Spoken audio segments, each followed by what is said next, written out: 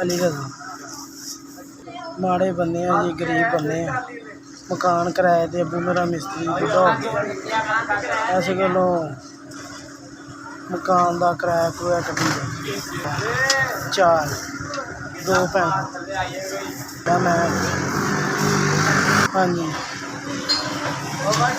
घर तो सब तो मैं वड्डा वां जी, गरीब बंदा वां। किराया भाड़ा इत्थों कड्ढी दा 7000 रुपया। गैस का भी जी बिल आ जाता है, बिजली का बिल भी आ जाता है। मकान का किराया 8000 है जी।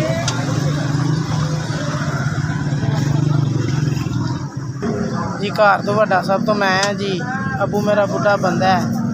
मकान का 8000 रुपया किराया, बिजली बिल गैस। घर वास्ते जी मैं पढ़ाई भी छड्ड दित्ती है, अपनी मेहनत कर रहा हूँ।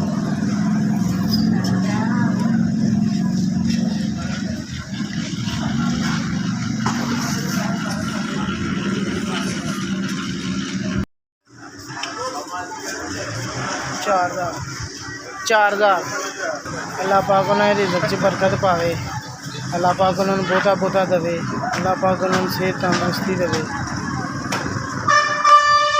अल्लाह पाक उन्होंने सेहत तंदुरुस्ती देवे। जिन्होंने मैंने 4000 रुपया दिता है, जिन्होंने भी भेजा अल्लाह पाक उन्होंने खुशियाँ देवे।